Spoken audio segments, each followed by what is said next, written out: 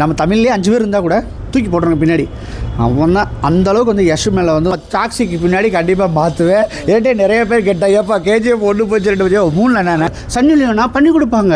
நீங்கள் யார் நயன்தாராவா கண்டிப்பாக பண்ணி கொடுப்பாங்க. நயன்தாரா சும்மா போய் வெட்டிய பிள்ளைய பால் ஊட்டிக்கிட்டு இதுக்கிட்டு இருக்காங்கிட்டு என்ன சீன் தெரியுமா? கேஜிஎஃப் 1 தூக்கி தள்ளுற மாதிரி சீனை பண்ணி KGF 2 வந்துச்சு பாருங்கள். இப்போ கன்னடத்துக்கு யஷ்னா தமிழ்நாட்டுக்கு நாது அப்படி சொல்கிற அளவுக்கு நான் ஒரு டைரக்டராக இருந்தானா நான் இப்படி தான் செய்வேன். 75% படத்தை எடுத்துகிட்டு போட்டு காமிப்பேன். இதில் என்னென்ன ஆட் பண்ணலாம்.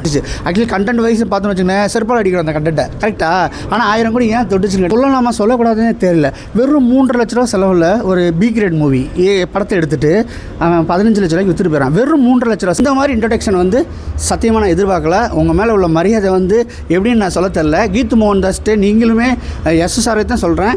எஸ் ப்ரோ நீங்கள் வந்து நானும் பரமடிக்காரன். அந்த படத்துக்குலாம் இந்த இடத்துல நின்று நான் வந்து ரிவ்யூ கொடுக்கும்போது கண்ணு கலங்கி போய் கொடுத்தேன். உங்கள்கிட்ட வந்து நான் இதை எதிர்பார்க்கல. கமல்ஹாசன் சார் இப்படி பண்ண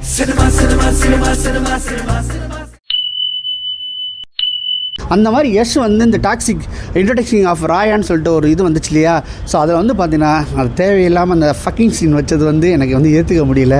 நீங்கள் அப்படி வந்து தான் உங்கள் இன்ட்ரடக்ஷன்லாம் பண்ணணும் தெரியல. அதை எவன் கண்டுபிடிச்சா மாசான சீன் சொல்லிட்டு? ஹாலிவுட் படம் கிடையாது. ஹாலிவுட் படம் மாதிரி எடுக்க போகிறேன்னு சொன்னால் ஹாலிவுட்டில் மேட்டர் படம் பண்ணுவீங்களா? இன்றைக்குமே ஹாலிவுட்டில் ஹிட்டான படத்தில் பாருங்களேன். ஓகேங்களா? அது வந்து வேறு ஜென்சி கிட்டுக்கான இதாக இருக்கும். ஜென்சி கிட்ஸுக்கு நிறைய இருக்குது. நீங்கள் நடந்து வந்தாவே போதும், நிறைய இருக்குது. நீங்கள் அதை நினச்சதெல்லாம் நீங்கள் நான் இப்படி பண்ண போகிறேன், ஜென்சிலாம் வர வைக்க போகிறேன்லாம் பண்ணாதீங்க. உங்களுக்குன்னு ஒரு மாசான ஃபேன்ஸ் இருக்காங்க. அந்த ஃபேன்ஸ் வந்து பார்ப்பாங்க. ஹிந்திக்காரனுக்கு கோட்டு போட்டு நடந்து வந்தாவே போதும். நீங்கள் முடி எடுத்ததுக்கே நாங்கள் வந்து ரொம்ப வயிற்றுச்சலில் இருந்துக்கிட்டு இருக்கிறோம். முடி எடுத்துட்டீங்களப்பா அப்படின்னு வச்சுருக்கீங்க. அதனால் வந்து நீங்கள் வந்து இதெல்லாம் காமிச்சாதான் என் படம் ஓடும் அப்படிலாம் நினைக்காதீங்க. அழகான பட்ஜெட் போட்டு சூப்பராக தான் எடுப்பீங்க. ரொம்ப நீங்கள் ஒரு 1000 கோடிக்கு 800 கோடிலாம் பட்ஜெட் போட்டு எடுக்க மாட்டீங்க. உங்களுக்கு தெரியும் அந்த லெவலில். ஏன்னா 2 தடவை ஜெயிச்சிருக்கீங்க, ஒரு தடவை ஜெயிக்கல, 2 தடவை ஜெயிச்சிருக்கீங்க. ஸோ அதனால் வந்து டாக்ஸிக்கு வந்து இந்த மாதிரி இன்ட்ரடக்ஷன் வந்து சத்தியமாக நான் எதிர்பார்க்கல. உங்கள் மேலே உள்ள மரியாதை வந்து எப்படின்னு நான் சொல்ல தெரியல. கீத்து மோகன் தாஸ்ட்டு நீங்களுமே SSR தான் சொல்கிறேன். எஸ் ப்ரோ நீங்கள் வந்து அதிகமாக இன்ஃப்ளூயன்ஸ் பண்ணிவிட்டு இந்த இப்படி பண்ண அப்படி பண்ணுன்னு சொல்கிறதாகவும் ஸ்கிரிப்டே தூக்கிட்டு போய் தனியாக ஒரு என்ன சொல்ற ரிசார்ட்டில் வச்சுட்டு இந்த ஸ்கிரிப்டை நீங்கள் இப்படி மாற்றி அமைங்கன்னு சொன்னதாக சொல்கிறாங்க.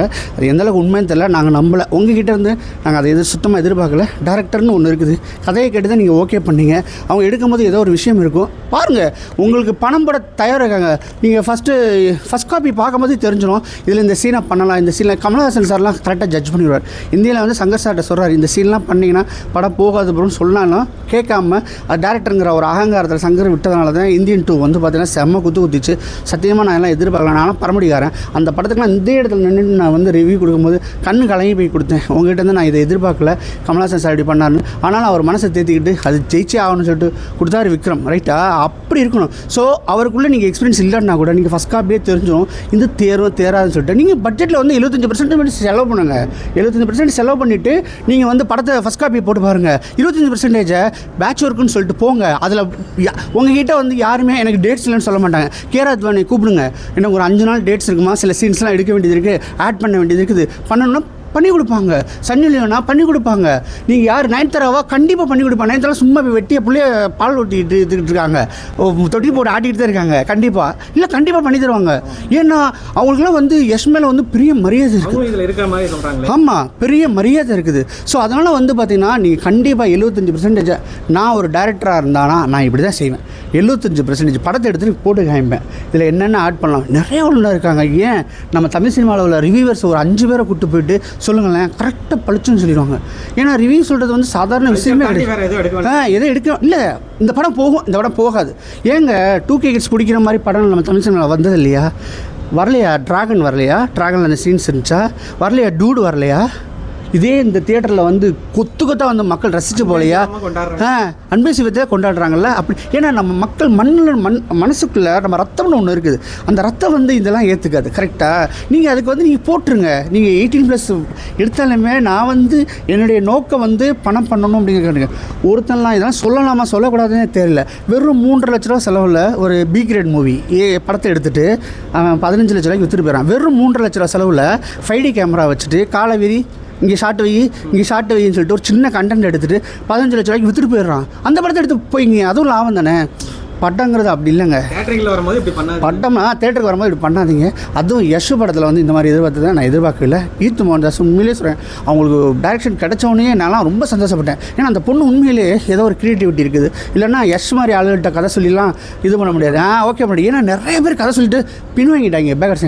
அப்படி உள்ளவங்க எதுக்காக நீ ஓகே பண்ண அந்த ஒரு ஃபேமிலி ஃப்ரெண்டாக அது இதையும் தாண்டி நல்ல படம் கண்டிப்பாக. 2 பாட்டு பார்த்தாச்சு, 3 பாட்டு லோட் ஆகிட்டு இருக்கு. ஓகே, இப்போ அதே கெட்டப்போ அதே வரும்போது பசங்களுக்கு போர் அடிச்சிடாதா இல்லை இதுதான் மாசா?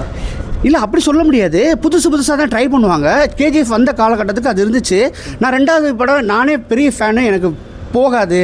ஏன்னா கேஜிஎஃப் வீடியோட பண்ண போகிறேன்னு பட்டுனா அதே கண்டென்ட்டை வேறு மாதிரி எடுத்து வேறு மாதிரி ப்ரெசென்ட் பண்ணிவிட்டு என்ன சீன் தெரியுமா, கேஜிஎஃப் ஒன்று தூக்கி தள்ளுற மாதிரி சீனை பண்ணி கேஜிஎஃப் 2 வந்துச்சு பாருங்கள்.